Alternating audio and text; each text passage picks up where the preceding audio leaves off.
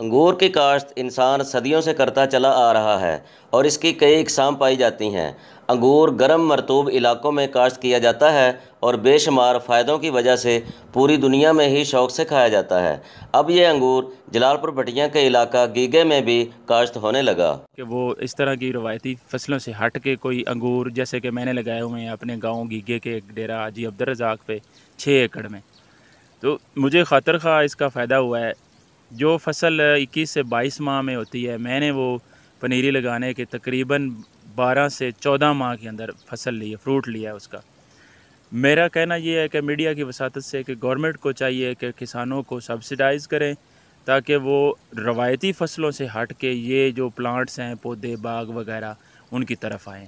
دوسری میں یہ بات کرنا چاہوں گا کہ یہ میں نے جو انگور لگایا ہوا ہے یہ بے موسمی انگور ہے، موسم سے پہلے 2 ماہ آ جاتا ہے۔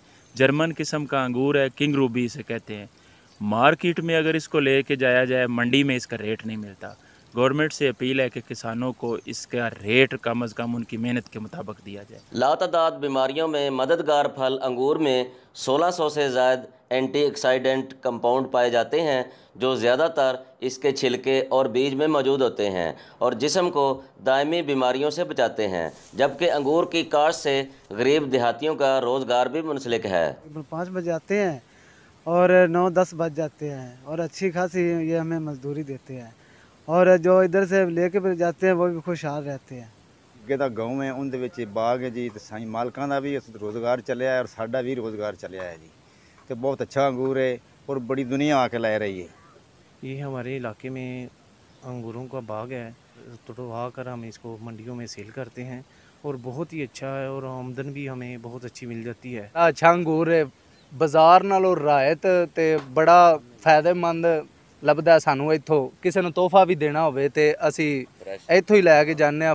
تحقیق کے مطابق انگور میں ایسے کمپاؤنڈ موجود ہیں جو بلڈ شوگر کو نارمل رکھنے میں مدد دیتے ہیں اور یہ جسم میں انسولین کی حساسیت میں اضافہ کرتے ہیں۔